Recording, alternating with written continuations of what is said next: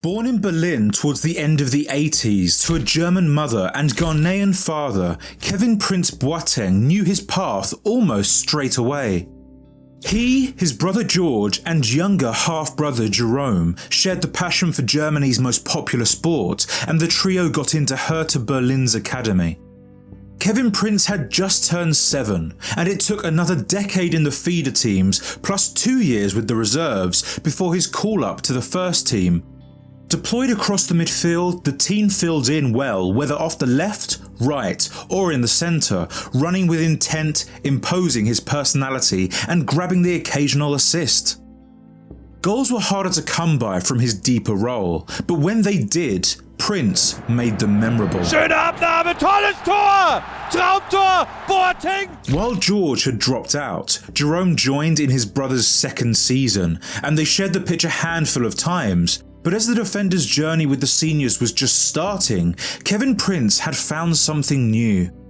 In the summer he turned 20, the allure of the Premier League was irresistible, and Tottenham Hotspur welcomed him for £5.5 million. Damien Comolli was Spurs' director, a man brought in by Daniel Levy to replicate what he'd done at Arsenal. Using his contacts, scouting deep into Europe's breeding grounds and calling dibs on foreign prospects. Besides the exposure and money, the Lily-Whites were making statements with their signings. They wanted to excite, welcoming flair and style, so Boateng saw a chance to be at the heart of this new era in North London. But it turned out this would be an infamous period in Spurs' history. Comolli and the coaches did not see eye to eye, and of all the millions spent over the several transfer windows, there were far more misses than hits. Boateng was viewed as the Frenchman's most expensive mistake, contributing nothing under either Martin Jol nor Juan de Ramos, who upon losing the dressing room deemed him useless and refused him a squad number. A fresh-faced Jurgen Klopp gave him an out, early into his tenure as boss of Borussia Dortmund, bringing him home for a 6-month loan. Solid throughout his time in black and yellow, some of the self-belief that Spurs had stolen was restored, yet confidence was something the Berliner couldn't always handle, and 2 down in Wolfsburg, Boateng saw red. Nevertheless, Dortmund were keen to keep him, but Spurs couldn't let him go without losing money, so he was dragged back to Britain. The under-21 Euros began that June, but having been selected for the prelims, Matthias Sammer, the technical director of the German FA, ordered Kevin Prince dropped from the squad. His antics had caught up to him. From vandalising cars in Berlin to clubbing shortly before the tournament, he earned a bad reputation. So, in light of FIFA's relaxed rules on nationality switches, he made the choice to change teams, declaring he would now play for Ghana, his father's homeland. Boateng was the first to do this, and it would take a year to come into effect. He had time to focus on getting things right at club level. First, the 22-year-old had to get out of White Hart Lane, and so Portsmouth took him in, another top-flight side, but one where his place was assured. Though this wasn't much comfort, as the financial crisis a year prior had left the owner scrambling for pennies, getting their best players off the books. It was a monetary mess at Fratton Park, but Kevin Prince needed game time, as the World Cup was just around the corner. Pushed higher up the pitch by Avram Grant, things started well for him, bagging on his debut for Pompey. However, the weakened team were miles off league standard, and by the second match day were sat in 20th, and they never left. The midfielders' hands were tied, powerless in a side this short-handed, and only managed 2 other goals that campaign, neither of which earned them even a point. Portsmouth went into administration that February, by which time their player of the season had torn some ankle ligaments and condemned them to the Championship. Somehow, some way, Grant had got them past the 3rd, 4th, 5th and quarter-final rounds of the FA Cup for the Ghanaians' return to be the semi against his old employers. His attitude worked for him this time, setting up a 99th minute opener and then putting away a penalty to send the relegated side to Wembley. From the minute administration to relegation to cup jubilation. Formerly having to watch his team lift the League Cup from the sidelines, this time Boateng would have a say in the matter. Though facing off with the newly crowned champions of England, the odds of more British silverware weren't on his side. Chelsea absolutely thrashed them in every category, from possession to shots and XG. The bookies seemed to have it right. Yet the most important stat was even going into half-time. Chelsea 0, Portsmouth 0. And Portsmouth restarted strong. A clumsy Belletti challenge gave Pompey a shot at an upset, and their 23 stepped up to take it. He takes on Cech, who saves! What an opportunity wasted. Ancelotti's men were given a lifeline and capitalised on the crestfallen Southerners. Tighter than expected, it had actually been winnable for the underdogs, if not for a mishit spot kick. That turned out to be the least of his problems that day, as earlier he'd got into it with former compatriot Michael Ballack, the captain of Die Mannschaft. In retaliation, Boateng dived in, wrecked his ankle and essentially ended the 33-year-old's career. A month off from South Africa, the skipper was ruled out, and if things weren't already tense enough between Boateng and his country of birth, this made him public enemy number 1. I was on 8 million front pages in the world, being the bad boy. 4 years after turning down their offer, the midfielder was now at a World Cup with the Black Stars, and theirs was a camp in high spirits. Prince assumed his place at the heart of an aggressive 4-1-4-1 and promptly became one of the standouts in Group D. Never before was the tournament hosted in Africa, so the support was unbelievable, and after an opening win, they drew with Australia, and of course the last game saw the Boateng brothers go head-to-head in Johannesburg. Mesut Ozil was the man to separate the teams and take pole position, but Ghana had again done enough to make it through with them. Already heroes, they had more to give, and 5 minutes into their round of 16, Boateng, fueled by pure adrenaline, caught the US off guard with a surge straight to goal. With a shot, what a start here! Kevin Prince Boateng for Ghana. Eliminating the Americans, they had the whole continent behind them, looking to become Africa's first ever semi-finalists. Uruguay were the ones in their way, boasting a scary front line, but the Vuvuzelas blared the loudest from the colourful stands of Soccer City, as Ghana remained unshakable. It was tied by the end of the 90, after a pair of screamers had kept the clock ticking an extra half hour, extending one of 2010's most memorable matchups.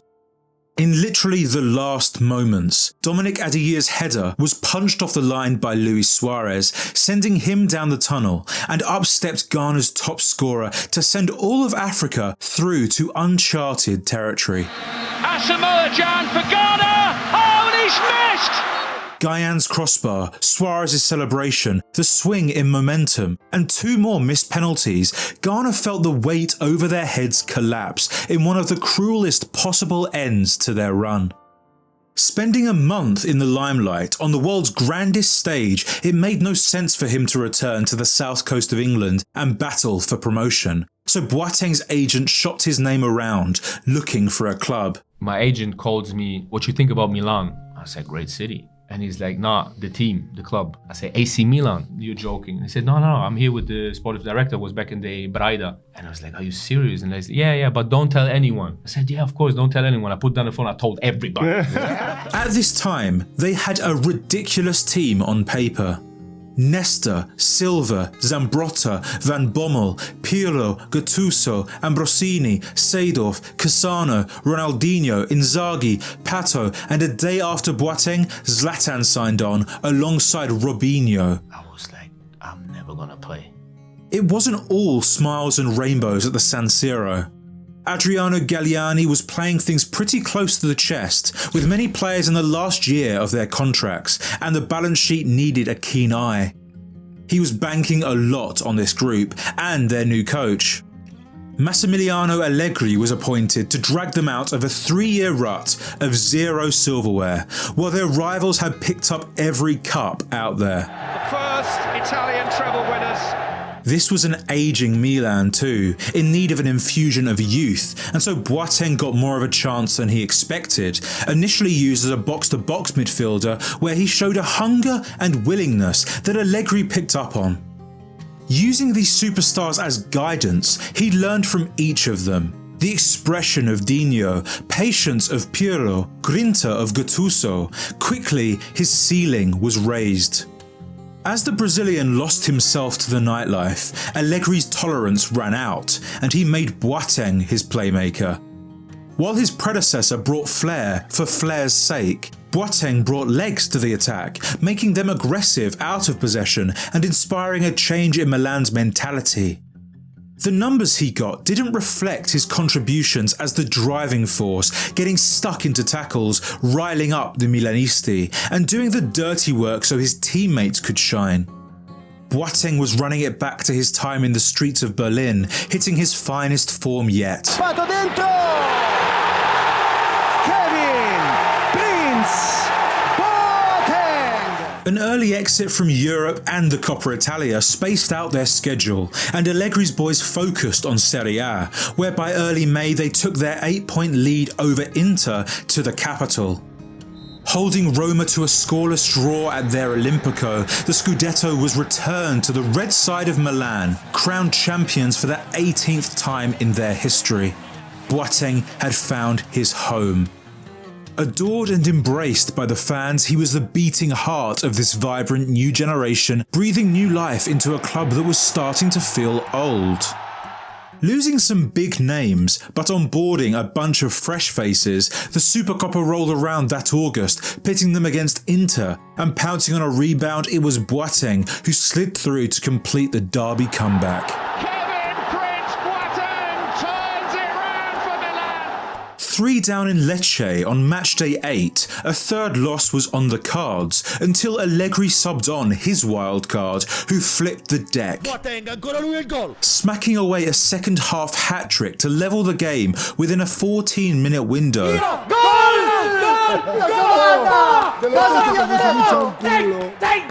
Boundlessly confident during these times in the red and black, he took with him a swagger that no one could shake, whether up against the champions of Europe, Wonderful control, great skills, fantastic goal! or Wenger's Gunners in a European knockout.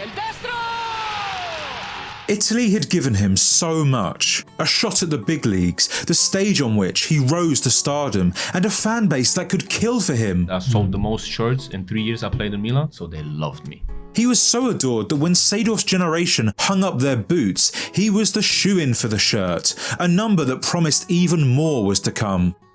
But this is a team sport, and Milan's squad had taken a massive hit that summer, which even the new recruits couldn't fix. The attacking rapport was missing, and he looked out of place at times, uncomfortable without the teammates he'd grown accustomed to, and by the season's end he'd found the back of the net just as many times as he'd been shown red. Prince's crown was hanging heavy. Already in the mindset to move on, his decision was confirmed that winter on a visit to Pro Patria for a friendly 20 minutes from Milan. Every ball I touched, they were like, ooh, ooh, ooh, ooh, and then shouting the N-word and ever. So I just kicked the ball in the stands and I said, I'm not going to play anymore. Sending shockwaves globally, one moment put everything into perspective, and this highly divisive bad boy figure became a symbol overnight. His time there was over, and the Bundesliga reopened their doors to him, pitching up in the heart of the Ruhr region as the priciest buy of FC Schalke. Initially the trequartista that left Lombardy, he immediately turned the tide in their favour, acting as the motivator who could decide a game himself. Und das ging schnell. 0-1. Even his biggest critics couldn't deny his influence, and were stunned by his leadership qualities. Finally, some parallels in character were coming to light between he and his brother, who'd become one of Germany's standouts and amongst the world's finest centre-halves. Cleaning up his disciplinary record too, he'd opened the eyes of the nation to look beyond his checkered past. The years he'd allotted to getting his club career back on track had completely wrecked his international one, and there was doubt whether Prince would even make it to a second World Cup. Burnt out after that first Milan year, he'd neglected Ghana and missed out on 2 African Cup of Nations, yet his form couldn't be ignored and the privilege of talent worked a charm. This, however, wasn't to be as cherished a memory as the last.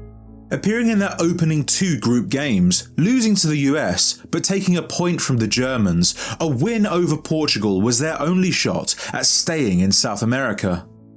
Merely hours ahead of the match, he was kicked out and flown home along with Sully Montari by the management, who they'd reportedly fallen out with. Because I spoke with the president about payments and organization, so I criticized them because we know how much money they make and they should invest in the organization and give the player the money they deserve. So they didn't like that. They kicked me out. Any good times for him were short-lived, and next it was Schalke to give him marching orders after a dramatic decline in his second year.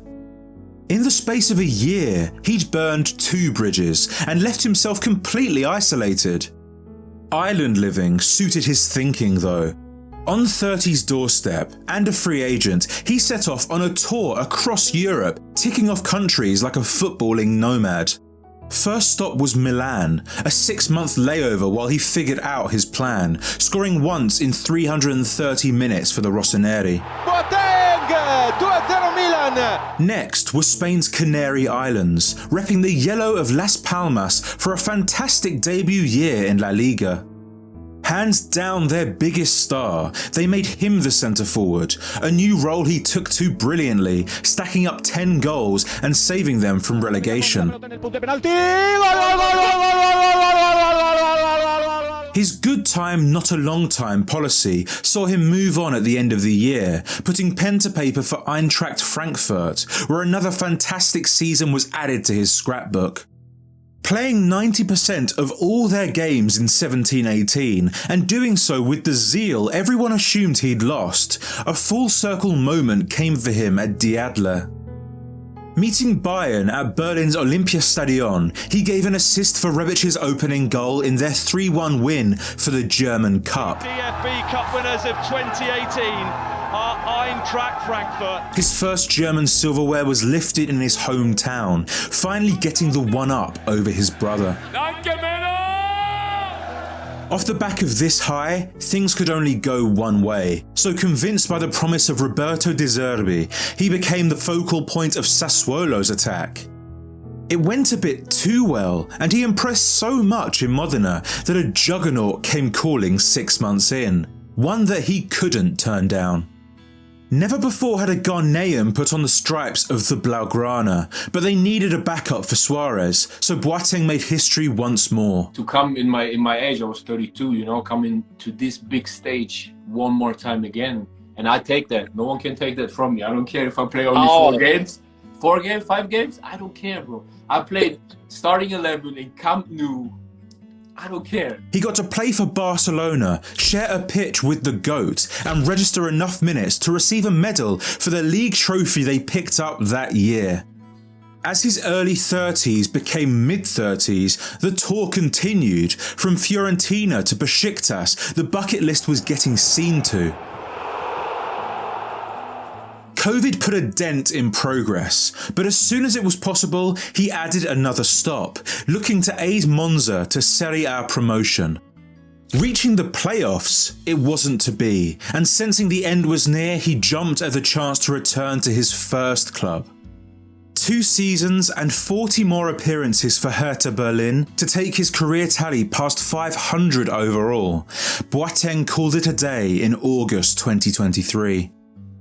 A lot of who we are is where we come from, so it's funny to look at the lives and careers of the Boateng brothers and try to figure out how their paths peeled as they did off that shared starting road.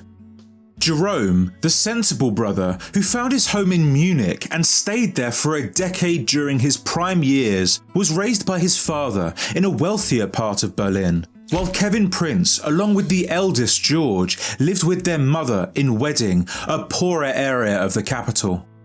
George found himself in prison by the time his brothers were on Hertha's books, and the middle child found himself a controversial figure before he was really even known. The rough streets of northern Berlin clearly shaped them, and Prince's wild temperament, clashes with authority, and transitory ways can all be traced back to his upbringing. But so too can his tenacity, perseverance, and staunch dedication. He had the nerve to ride the line between security and uncertainty that over 19 years took him to 13 different clubs across 5 countries. Some may say he wasted his talent, others will call him reckless, but if life is either a daring adventure or nothing at all, I'm sure regret is the last thing on his mind.